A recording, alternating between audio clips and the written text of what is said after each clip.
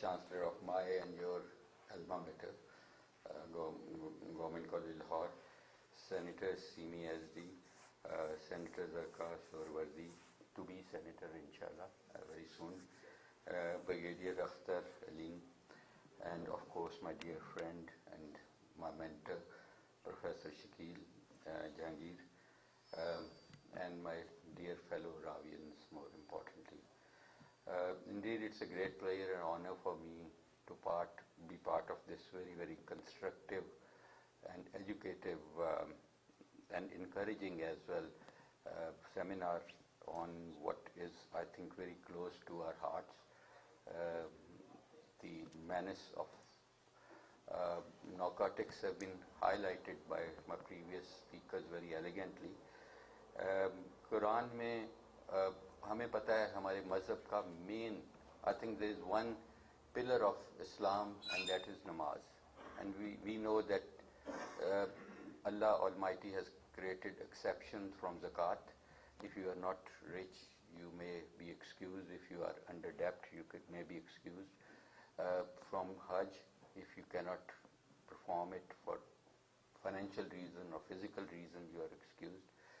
Ramadan is also excluded for people who are traveling or people who are ill, but there is no allowance given at all for namaz. Namaz is something that even if you are on deathbed, you are supposed to say your namaz, because that's I think to me it's 70-80% of Islam.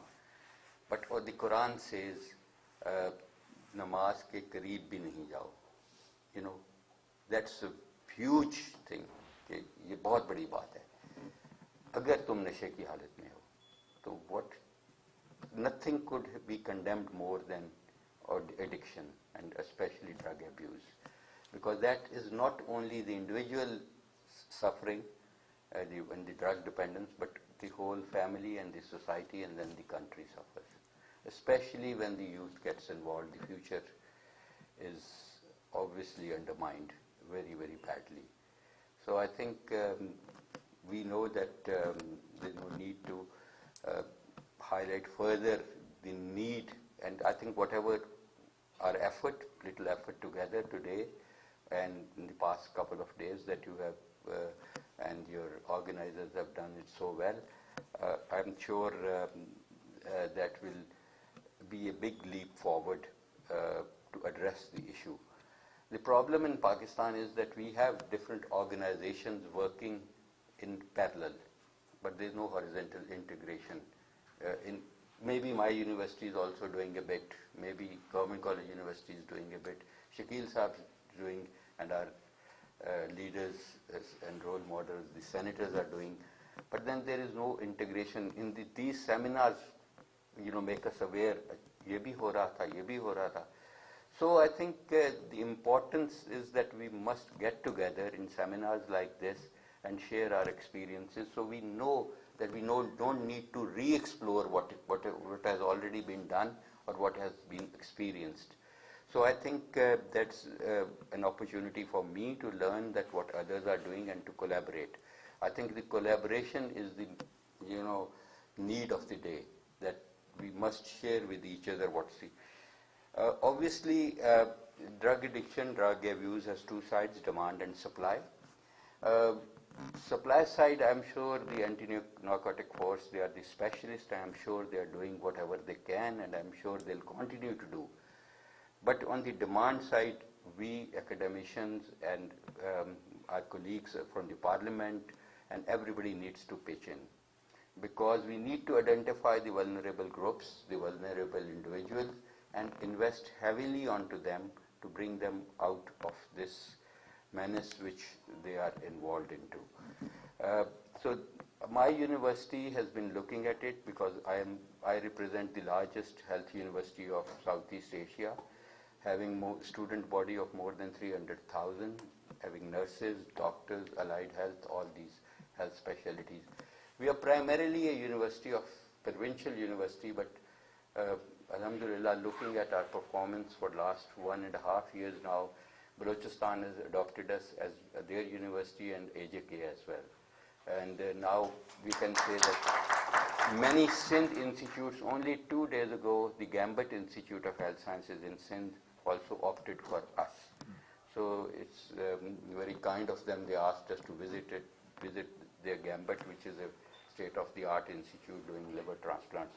So I visited that myself and allowed the affiliation with our university. So we do invest heavily in, we are people-centered, we are patient-centered as well. Not only we are taking exams and things like that and affiliation, but to us, treatment guidelines which are effective and which are affordable are bringing in the innovations are much more important. And that's why we have a couple of dozens of patents, US FDA with us. One of the studies that we did, that we think and we believe, and I think Madam Simi very rightly when we were talking downstairs identified this, that there are familial clustering of people who are involved in drug abuse. And she's absolutely right, that if you look at the families, especially from the low income groups, especially from the low education status, they cluster. And they cluster because of the environmental factors, but they also cluster because they have genetic predisposition. Because the intermarriages and the consanguinity that is attached with it increases the gene expression on your genes. So that's something that, can we do something about it? Yes, in the future we'll be able to do something about it. My university is working on gene editing, and we have done successfully gene editing with thalassemia, which is monogenic, but it's difficult to do it with multiple genetic defects. We have identified 3 mutations which drive you to be more vulnerable. You become more vulnerable and dependent on certain drugs, especially benzodiazepines, especially morphine derivatives and things like that. So that is one study that we can use as a screening tool and then identify the vulnerable groups and then concentrate on those groups and support them psychosocially and other things, and that probably will be a good intervention, and we can do the genetic profiling very, very easily. So we cannot choose our parents, but certainly we can choose our environment. And that is the big part of the preventive strategies that we need to undertake. Also, another very interesting study that we are doing, Zaidi Saab has done wonderfully well with my institute. I am heartened that it's in the safest of the hands, with Zaidi Saab, my brother, being there. Because whatever I am today, I am because of these institutes, whether it's HSN College, whether it is a government college, whether it is KE, or whether it's 3-4 institutes where I trained abroad in US or UK. I think he took a big leap forward by declaring his institute or my institute drug-free. But it is easy to declare, much more challenging to implement that. So that's where we come in. And what we have done, we have invented a tool. It is HPLC based, handheld device. It costs about ₹500,000, and you can sample any student at any time on any suspected individual, and that gives you all the readings within about 5 minutes accurately with the metabolites. So that is available with my university, and I would love it to be extended, the use of it.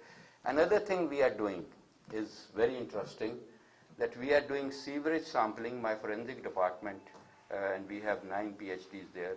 One of the PhDs are totally dedicated, Dr. Allah Khatwait. He is doing this sewerage sampling of the whole sewerage coming out of government college, then coming out of one of the hostels, Bal hostel, and then coming out of first floor or second or third floor, and then identifying those students and then doing the individualized testing. So I would say what Zaidi Saab has done is wonderfully good. But I would be, the happiest man once he shows me that there is nothing, zero metabolites coming out of GCU University. So that's the challenge. So, it has to be an evidence-based approach.